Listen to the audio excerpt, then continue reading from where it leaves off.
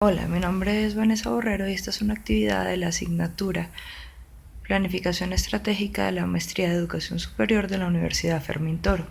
El día de hoy vamos a hablar un poco acerca del marco histórico contemporáneo y la visión general de la gerencia estratégica.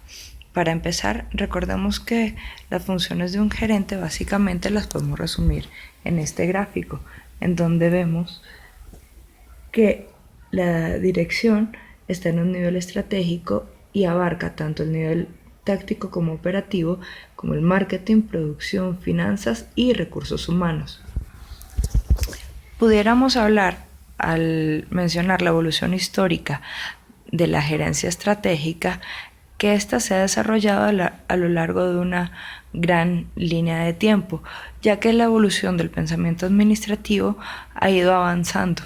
Los primeros indicios los tenemos alrededor del año 1400, en donde ya se comenzaba a hablar del concepto de gerencia.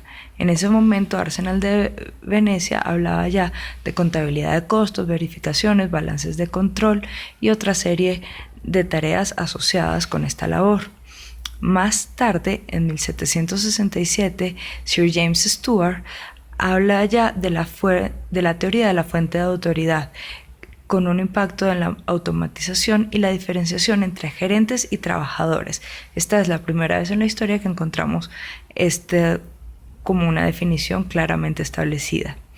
Luego, en 1797, cuando se utiliza el método científico para la contabilidad de costos, control de calidad e intercambio, se logra un avance en este sentido.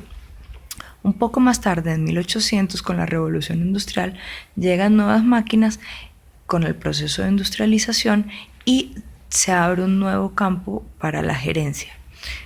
Luego, en 1848 aproximadamente, Engels y Marx hablan del Manifiesto Comunista, en donde se retrocede un poco en cuanto a estos conceptos y se habla de que los gerentes deben compartir las responsabilidades junto con las otras personas. Más tarde, en 1868, Marshall habla de la introducción a una nueva capa de complejidad en los principios teóricos de la administración. Años después, en 1911, Frederick Taylor establece las bases de la administración científica. Luego, en 1929 se crea la Gran Depresión Americana, donde se desploma la bolsa de Nueva York, y esto obliga a buscar nuevos horizontes, nuevas normas para hablar de la gerencia. Así seguimos avanzando y vemos como en el siglo XX,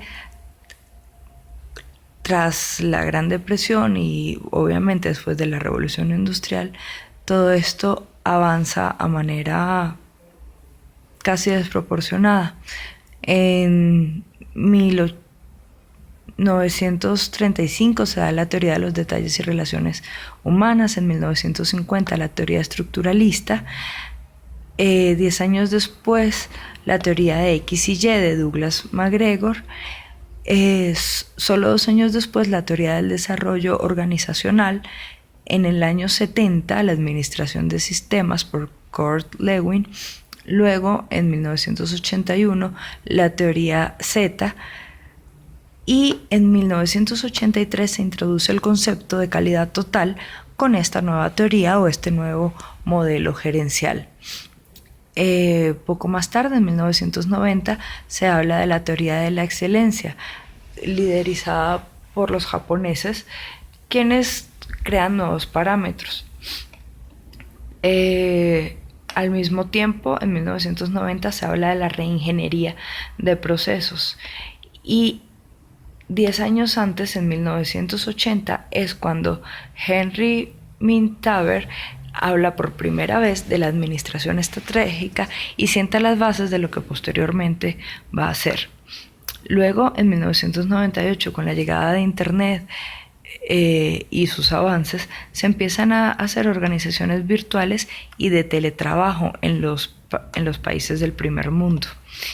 Y ahora en el siglo XXI, del año 2001 para acá, hemos visto como diversos autores hablan de la gerencia del conocimiento, organizaciones inteligentes, la inteligencia emocional, entre muchas otras variables del pensamiento administrativo. Es una larga historia que podemos resumir en este pequeño cuadro que vemos a continuación. Sin embargo, pues ahora bien, vamos a hablar como tal de los fundamentos de la gerencia estratégica. La gerencia estratégica permite que la organización actúe proactivamente en la formulación del futuro. Esto comprende, a su vez, formulación, ejecución de estrategias y evaluación de estas para permitir que la organización logre sus objetivos. Además de esto, vemos como esta misma teoría de la gerencia estratégica ha evolucionado. A principios de los años 50 se habló por primera vez de la planificación a largo plazo, donde se introduce el concepto de anticipar el crecimiento y manejar la complejidad. Esto realizándolo de forma periódica. En ese momento se hacía normalmente con múltiplos anuales. Y la premisa era que las tendencias del pasado continuarán en el futuro. Ya en 1970 aproximadamente, el ambiente que rodea el mercado de la empresa puede adaptarse a sí mismo y se siguen haciendo estas planificaciones de forma periódica y se obtiene una nueva premisa. Se habla que las extrapolaciones del pasado son inadecuadas y la discontinuidad de las proyecciones del pasado y las nuevas tendencias requieren ajustes estratégicos. Ya aquí empiezan a ver que el mercado va cambiando progresivamente, independientemente de cuál sea el área en el que se evalúe. Más tarde, en los años 90, se establece la gerencia estratégica de mercado, que permite adaptarse a las cambiantes oportunidades y amenazas del entorno en tiempos reales. Aquí la premisa es que los ciclos de planificación son inadecuados para afrontar los rápidos cambios del entorno y el mercado es la fuerza impulsora de este cambio. Por lo tanto, el mercado tiene que ser evaluado constantemente para poder adaptarse. Hay distintos planes de gestión estratégica. Esto puede ser el plan estratégico como tal, usado como sistema de gestión y comunicación para el logro de los objetivos de la corporación. Hay otras variantes como el plan de negocio, el plan de mercadeo, plan de cuentas estratégicas o claves y plan de desarrollo del producto. Cada uno de estos varía según la intención para la que se quiera usar este plan.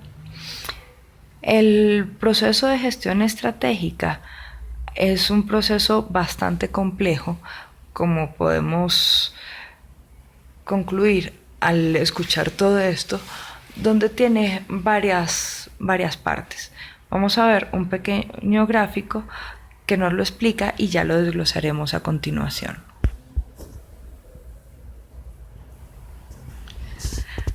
Allí vemos que hay una primera etapa donde se hacen los lineamientos estratégicos, que es lo que hoy día conocemos como misión, visión y objetivos de cualquier empresa, independientemente cuál sea su rama. Evidentemente en el área educativa esto también se aplica. La segunda parte es el análisis estratégico, que consta a su vez de dos partes: un análisis interno de marketing, finanzas y operaciones generales, y un análisis externo donde se toman en cuenta los clientes, la competencia y el mercado. En el caso de la educación superior sería los alumnos, la competencia, que son las otras universidades, y el mercado, que es a donde esos estudiantes van a salir a trabajar el día de mañana. Aquí se introducen las incertidumbres de los diversos escenarios en donde esto se desarrolla. Se utilizan múltiples matrices de diagnóstico y se establece, por un lado, tras hacer el análisis interno, las capacidades medulares, y tras hacer el análisis externo se ven cuáles son los factores o cuáles pueden ser los factores claves del éxito. Uniendo estos dos puntos se obtienen las estrategias diagnosticadas y se pasa a la tercera fase, que es de identificación y formulación de estrategias, donde, como el nombre lo dice, se van a hacer estrategias a varios niveles: corporativos, del negocio o de la universidad, y funcionales, y de varios tipos, o sea, de diversificación, competitivas y funcionales.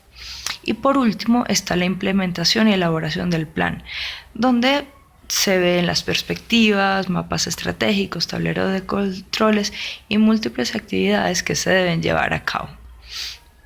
Al final, podemos decir, ya para concluir, que la estrategia del negocio se puede dividir en 3 funciones: decisiones de inversión, de producto, mercadeo, en base a los estudios que se han hecho de tanto internos como externos; estrategias por áreas funcionales; y por último, cuáles son las bases para competir, con qué cuenta esa empresa determinada para poder ser competitiva y lograr sus metas a futuro.